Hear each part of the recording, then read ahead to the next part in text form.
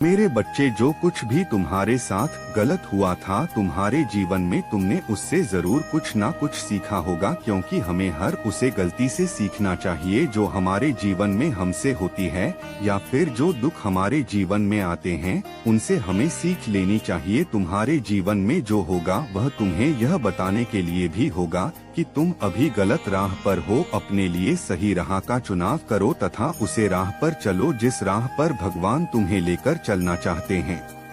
ईश्वर के दिए गए मार्ग पर यदि तुम चलोगे तो तुम्हें जीवन में किसी प्रकार के दुखों का सामना नहीं करना होगा और ना ही तुम कभी स्वयं को अकेला पाओगी, क्योंकि ईश्वर सदा ही अपने बच्चों को बाहर रास्ता देते हैं जहां पर उनकी भलाई है, और जो बच्चा उसे रास्ते पर चल पड़ता है वह जीवन में कभी नहीं भटक, किंतु जो बच्चा उसे रास्ते को छोड़कर दूसरे रास्ते पर चलता है उसका जीवन ऐसे ही व्यर्थ निकल जाता है। इसलिए मेरे प्रिय, भगवान द्वारा दिखाया गया रास्ता स्वयं भगवान द्वारा बनाया गया रास्ता होता है। मेरे बच्चे, यदि आप महादेव पर विश्वास रखते हैं तो इस वीडियो को लाइक करके चैनल को सब्सक्राइब कर ले। जब कोई तुमसे कुछ कहता है तो तुम उनकी बातों को अच्छे से सुनो, क्योंकि जरूरी नहीं है कि सब तुम्हारा गलत चाहते हूँ। कभी कभी हमें उनकी बातें गलत लगती हैं जो हमारा अच्छा चाहते हैं, इसलिए हम उनकी बातों को ठीक प्रकार से नहीं सुनते, पर यह हमारी सबसे बड़ी गलती होती है।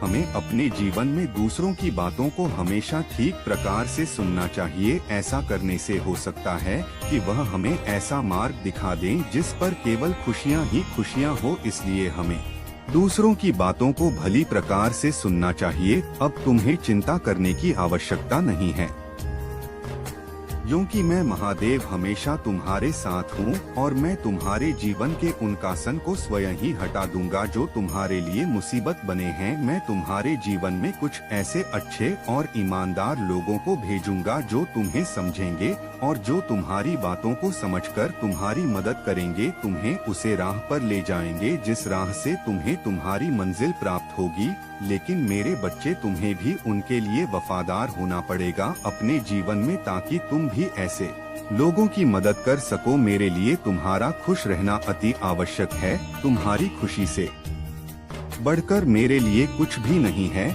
इसलिए मेरे बच्चे, तुम अपने पिता पर अपने सारे दुखों को छोड़ दो, मैं तुम्हें खुशियां प्रदान करूंगा। मेरे बच्चे, अब तुम उठो और आज के दिन का स्वागत करो जो तुम्हारे लिए बेहतरीन रूप से तुम्हारा इंतजार कर रहा है, और दुनिया को दिखा दो कि हर दिन एक सुनहरा दिन होता है। अपने महादेव का नाम लेकर उन सभी कार्यों को आज करना शुरू कर दो जिन कार्यों को तुम करने की सोच रहे हो, उनमें सफलता दिलाना मेरा कर्तव्य है।